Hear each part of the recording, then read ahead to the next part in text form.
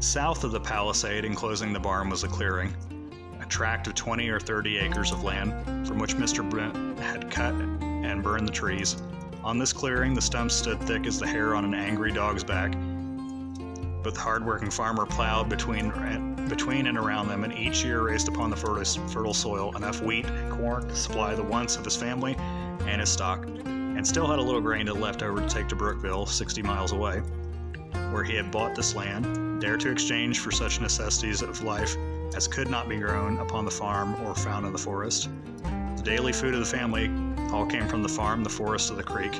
Their sugar was obtained from the sap of the sugar trees. Their meat was supplied in the greatest abundance by a few hogs, by the inexhaustible game of which the forest was full.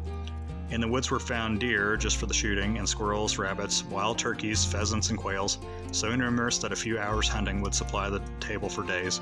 The fish in the river, as I have told you, barely longed to be caught. One day, Mr. Brent took down the dinner horn and blew it upon 2 strong blasts. This was the signal that little Balser was helping his father, who was helping his father down in the clearing, should come to the house. Balser was glad enough to drop his hoe and run home. When he reached the house, his mother said, "Balser, go up to the drift and catch a mess of fish for dinner. Your father is tired of deer meat 3 times a day, and I know he would like a nice dish of fried red-eye at noon." "All right, mother," said Balser, and he immediately took down his fishing pole and line and got the spade to dig bait. Then when he collected a small gourd full of angleworms, his mother called to him, "You'd better take a gun. You may meet a bear. Your father loaded the gun this morning, and you must be careful in handling it."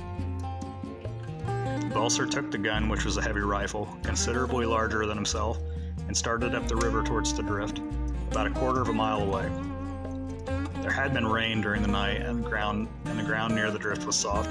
Here little Balser noticed fresh bear tracks, and his breath began to come quickly. You may be sure he peered closely at every dark thicket and looked behind all the large trees and logs, and had his eyes wide open, lest perchance Mr. Bear should step up and surprise him with an affectionate hug, and thereby put an end to little Balser forever.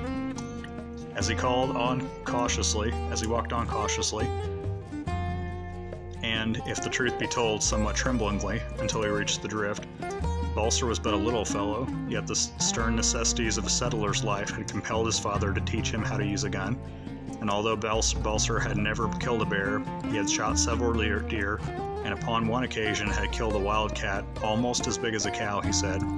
I have no doubt the wild cat seemed almost as big as a cow, as Balser when he had killed it, for it must have frightened him greatly, as wildcats were sometimes dangerous animals for children to encounter.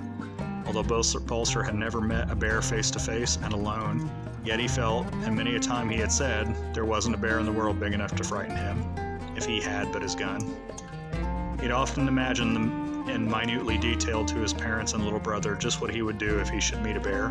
He would wait calmly and quietly until his bearship should come within a few yards of him, and then he would slowly lift his gun, bang, and Mr. Bear would be dead with a bullet in his heart. When he saw the fresh bear tracks, and began to realize that he would probably have an opportunity to put his theories about bear killing into practice, he began to wonder if, after all, he would become frightened and miss his aim.